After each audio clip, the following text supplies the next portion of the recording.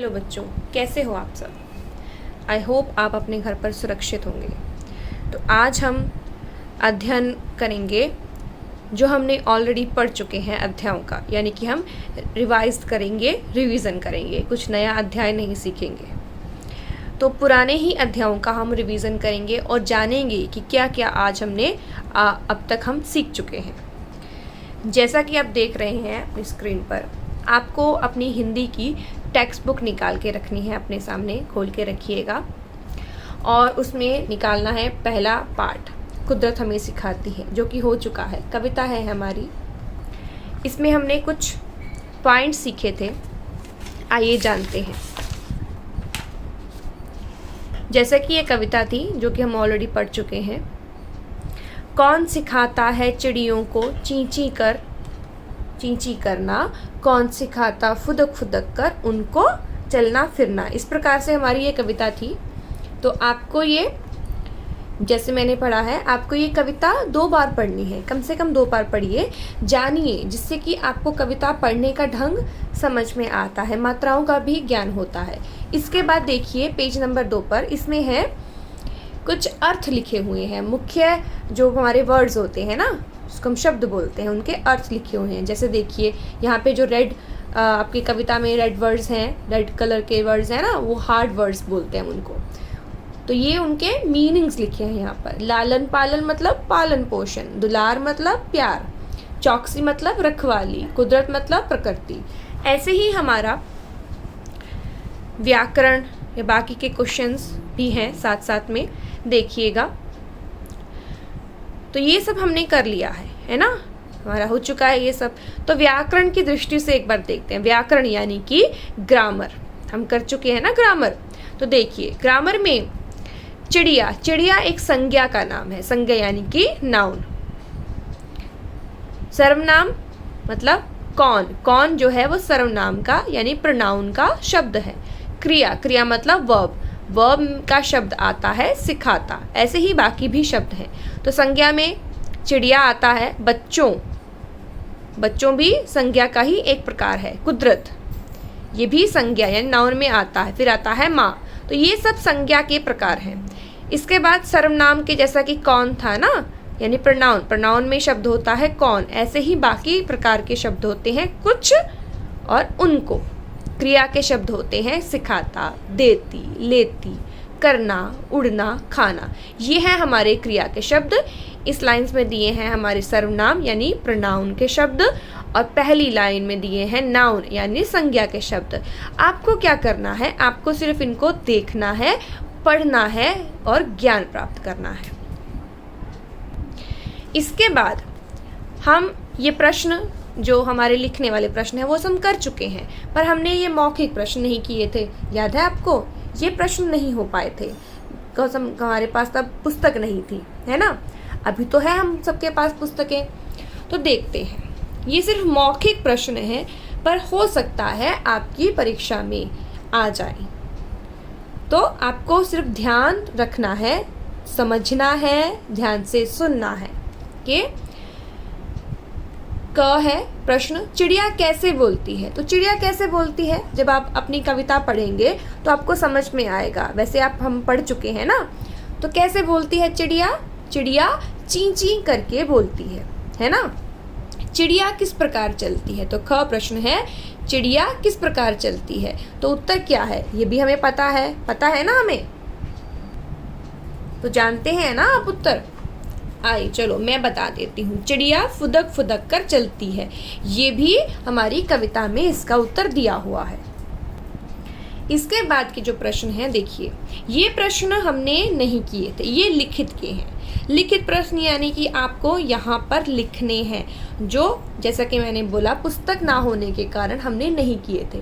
तो आपको यहीं पर अपनी टेक्स्ट बुक में ही इन प्रश्नों को करना है, लिखना है। सुनिए ध्यान से।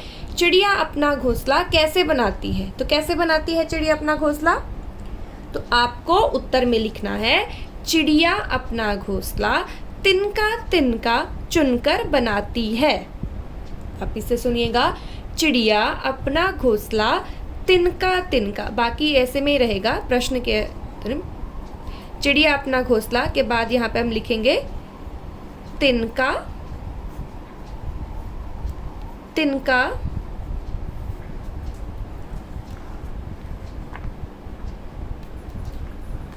चुनकर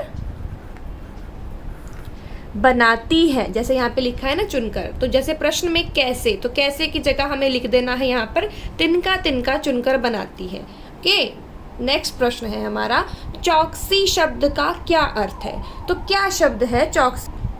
अभी हमने जाना ना, कविता में भी है और हमने शब्द अर्थ में भी देखा। तो चौकसी शब्द का अर्थ होता है रखवाली। तो आपको यहाँ पे लिखना है चौकसी शब्द का अर्थ क्या की जगह लिख देना है, इसको कट करके यहाँ पे नहीं करना, यहाँ पे लिखना है चौकसी शब्द का अर्थ। तो अर्थ के बाद हम लिखेंगे रखवाली। तो चौकसी शब्द का अर्थ रखवाली है। इस प्रकार से आपको पूरा वाक्य लिखना है। यहाँ पे सिर्फ आपको बताने के लिए मैं यहाँ पे लिख रही हूँ, आपको पूरा वाक्य कंप्लीट करना है। इसके बाद कुदरत हम सबके लिए क्या क्या करती है? तो कुदरत हम सबके लिए क्या करती है? तो क्या आप जानते हैं, कुदरत यानी कि प्रकृति, यानी कि नेचर। तो नेचर तो हम हमारे लिए सब कुछ करती है ना। तो हमें यहाँ पे लिख देना है कुदरत सबके लिए क्या क्या करती है की जगह, जैसे यहाँ पे लिखा है ना प्रश्न में, वैसे ही यहाँ पे लिख देना आपको कुदरत हम सबके लिए सब कुछ करती है। यहाँ पे हम लिख देंगे सब कुछ करती है। इस प्रकार से आपने यहाँ पे लिख देना है, अपनी टेक्स्ट बुक में ही लिखना है।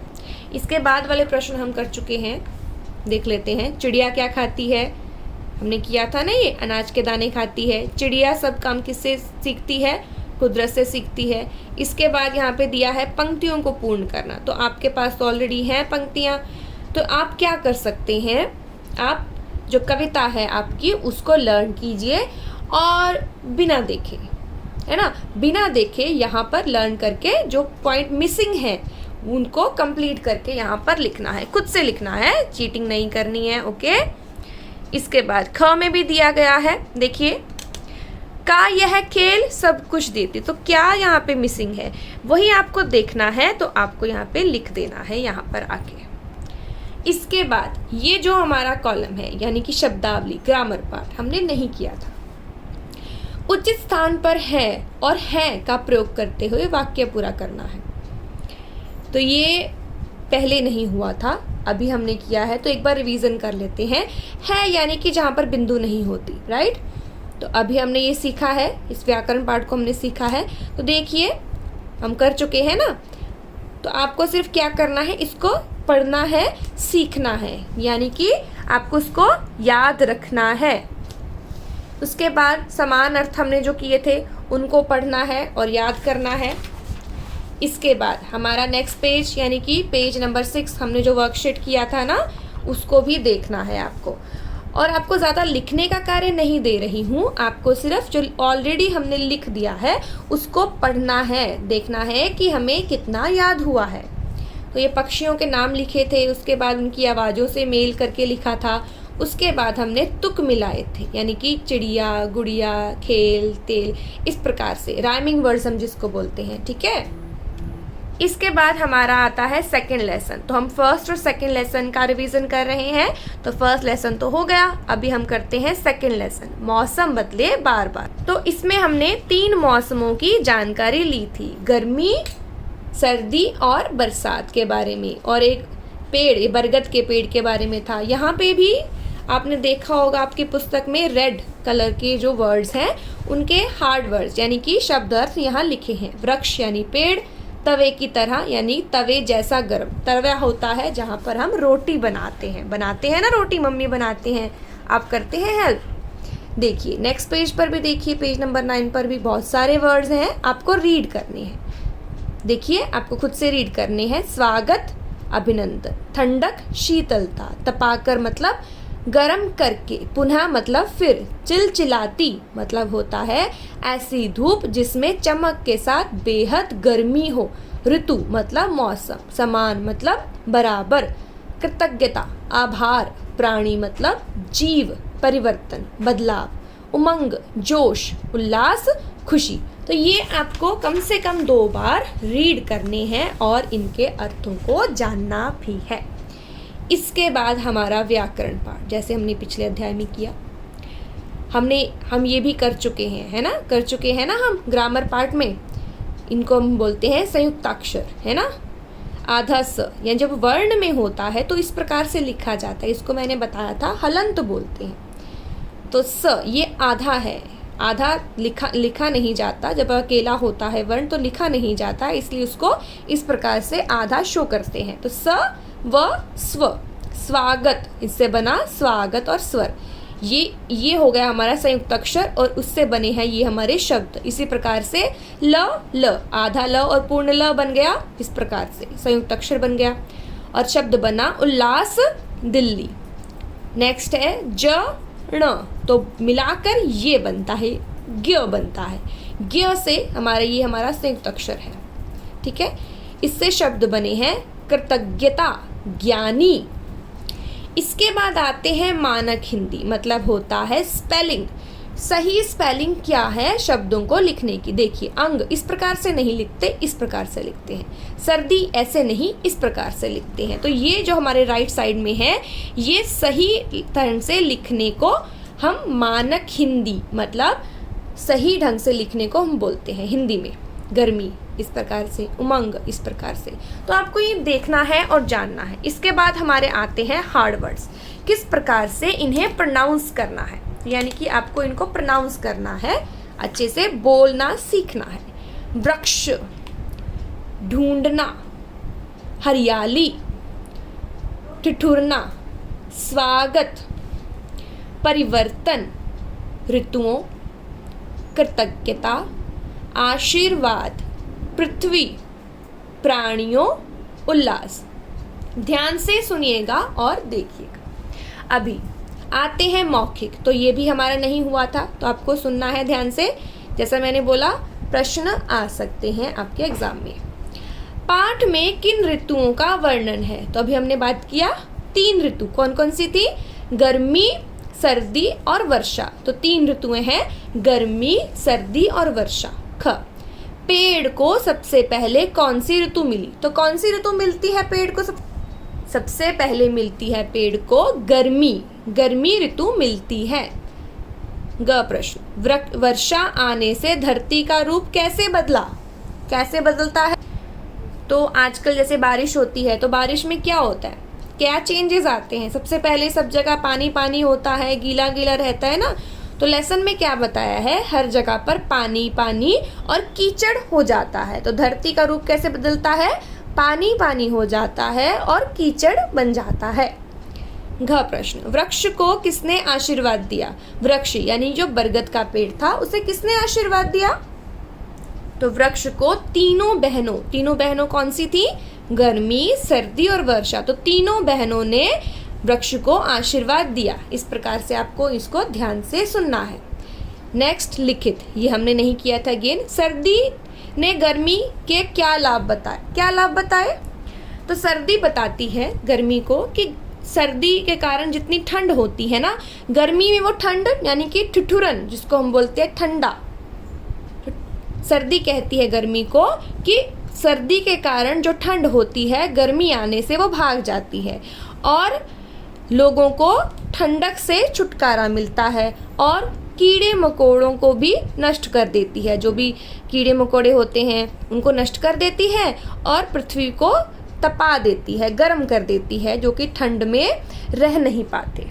ठीक है, तो आपको लिखना क्या है? लिखना सिर्फ इतना है कि सर्दी ने गर्मी से कहा कि गर्मी आने से जो ठंडी हो गई थी, जो ठंडक हो गई थी, वो कम हो जाती है और जीवों को सुख मिलता है। ख प्रश्न, इस पाठ से हमें क्या संदेश मिलता है? तो आपको लिखना है, इस पाठ से हमें संदेश मिलता है कि हर एक ऋतु लिख सकते हैं या मौसम लिख सकते हैं। तो वापस से सुनिएगा, पाठ से हमें संदेश मिलता है कि हर एक मौसम का अपना अपना समय होता है और अपना उल्लास हम लिख सकते हैं, खुशी होती है। तो समय के अनुसार हमें मौसम का आनंद लेना चाहिए। एक बार फिर से बोल देती हूँ, इस पाठ से हमें संदेश मिलता है कि हर एक मौसम का अपना अपना समय होता है जिसका हमें आनंद लेना चाहिए। ठीक है। इसके बाद के प्रश्न हमने किए हुए हैं। किस वृक्ष ने तीनों बहनों से प्रश्न किए? बरगद के वृक्ष ने, नीम का पेड़ नहीं, ये रॉन्ग है, ये रॉन्ग किया हुआ था। नेक्स्ट है बरगद के वृक्ष ने। नेक्स्ट था धरती पर कीचड़ किस ऋतु में होता है? वर्षा ऋतु में। गर्म कपड़े की जरूरत कब होती है? सर्दी में। तो गर्मी के ऑप्शन हमने बताए थे, आपने जो लिखा है ऑलरेडी उसको रीड करना है। हमने भी बताया गर्मी में बहुत गर्म होता है, डिफरेंट टाइप के फल, आम, तरबूज वगैरह आते हैं, हम आइसक्रीम खाते हैं। तो कोई दो बातें लिखनी है। बरसात में क्या होता है? पानी पानी हो जाता है और कीचड़ हो जाता है। सर्दी में क्या होता है? सर्दी में हर जगह बहुत ठंडी होती है, हम गर्म वस्त्र पहनते हैं, यानी कपड़े पहनते हैं, गर्म कपड़े पहनते हैं और गर्म पेय पदार्थ और खाना खाते हैं। इसके बाद हमारा ग्रामर पार्ट था ड और ड। ये आपको अभी हमने करवाया था, ये आपको वापस से रीड करना है, लिखना नहीं है, सिर्फ रीड करना है और ये ध्यान रखना है। बाकी ये हमने ऑलरेडी किया हुआ है। इसके बाद हमने किया था री, हमने उसे वर्ड बनाए थे ऋचा, ऋषभ, ऋषि। री का जब हम व्यंजन के साथ प्रयोग करते हैं, कृपा, तृण, कृतज्ञ। इसके बाद हमारी आई थी मात्राएं। तो मात्राओं का सही ज्ञान हमने मार्क किया था, कौन सी मात्रा किससे मेल खाती है, तो आपको इसको वापस से जानना है। इसके बाद हमने देखा था ऋतुओं में कौन सी ऋतु में कपड़े पहनते हैं। टोपी कब पहनते हैं? सर्दी में। आइसक्रीम खाते हैं गर्मी में। ग्लव्स पहनते हैं सर्दी में। ये आपने नहीं किया था, ये आपको अभी करना है। यहाँ पे सर्दी, गर्मी, सर्दी। चश्मा कब पहनते हैं? वैसे तो नॉर्मल कई लोग पहनते हैं चश्मा, पर स्पेशली जब हम धूप में जाते हैं तो चश्मा पहनते हैं। यहाँ पे लिखना है गर्मी। यहाँ पर कोट पहनते हैं हम सर्दी में। यहाँ पर कोट लिखा है यानी सर्दी में। मफलर पहनते हैं सर्दी में। एसी या कूलर कब होता है? गर्मी में। छाता कब यूज होता है? धूप में भी होता है, पर ज्यादातर होता है बरसात में। तो आपको लिखना है वर्षा। ठीक है, इसी प्रकार से आपको ये एक्सरसाइज पूर्ण करनी है। और जितने भी मौखिक प्रश्न आज हुए हैं, मौखिक प्रश्नों को ध्यान में रखना है, आपके एग्जाम में आ सकता है। लिखित प्रश्नों को आपको टेक्स्ट बुक में ही लिखना है और ये एक्सरसाइज पूर्ण करनी है। इसके अलावा कोई वर्कशीट आपको कंप्लीट नहीं करनी है, कहीं और नहीं लिखना है। धन्यवाद।